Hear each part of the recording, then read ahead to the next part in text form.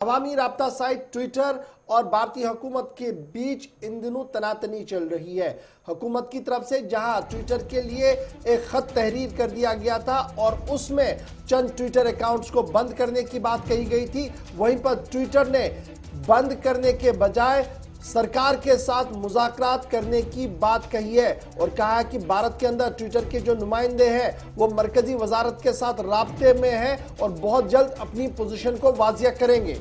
और इस बीच सरकार की तरफ से जहां पर पहले ही ट्विटर से कहा गया था कि 1100 से ज्यादा, जो कल भी हमने आपको बताया था कि अकाउंट्स को ब्लॉक किया जाए जो मुल्क के अंदर गलत अफवाहें फैला रहे हैं, लेकिन मुल्क में ट्विटर अकाउंट्स को लेकर ट्विटर ने आप वजाहत की है कि वो सरकार के साथ बाकायदा एक कमेटी तश्कील दी गई है जो आईटी वजारत के साथ साथ वजारत कानून के नुमाइंदों के साथ भी मिलेगी, मुज़ाकरात करेगी और इसके लिए बाकायदा एक टीम तैयार दी गई है जो यानी भारतीय सरकार के साथ, मरकजी सरकार के साथ अपनी गाइडलाइंस शेयर करके बताएगी कि उनकी तरजीहात में क्या शामिल है। लेकिन आजाद राय ट्विटर की तरजीहात में शामिल है, यह भी साफ कर दिया गया है। इन सब के बीच में मुल्क के अंदर जो 1178 के करीब ऐसे अकाउंट्स जिनको बंद करने की सरकार ने फौरी तौर हिदायत दी थी, हुक्म दिया था, उस पर फिलहाल बातचीत जो है वो शुरू की जाएगी। लेकिन अभी इब्तदाई मरहले में यह कहना मुश्किल है कि 1178 ऐसे अकाउंट्स जिन पर मुख्तलिफ इस तरह के जो कंटेंट है या तहरीरी ऐसा मवाद था जो काबिल एतराज था, उसको बंद करने का, ब्लॉक करने का जो सरकार ने हुक्म दिया था,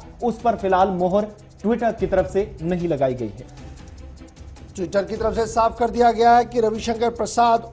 और दीगर लोगों के साथ जो है वो मुज़ाकराती अमल शुरू किया जाएगा ताकि एक वजाहत ट्विटर की तरफ से हुकूमत के सामने रखी जाए। और लगातार हुकूमत की तरफ से कहा गया था कि ये ट्विटर अकाउंट जो लगातार एक लंबी फहरिस्त सरकार की तरफ से दी गई थी, उनसे ये कहा गया था कि ये मुल्क मुखालिफ सरगर्मियों में मुलविस है और इनके ट्विटर्स को ब्लॉक किया जाए। चंद घंटों के लिए कुछ ट्विटर्स को ब्लॉक कर दिया गया था, बाद में अनब्लॉक किया गया, जिसके बाद अब ट्विटर और मरकजी हुकूमत के बीच सीधे सीधे रसाकशी दिख रही है। और अब देखना होगा कि मुज़ाकरात क्या आगे बढ़ेंगे या मरकजी हुकूमत अपने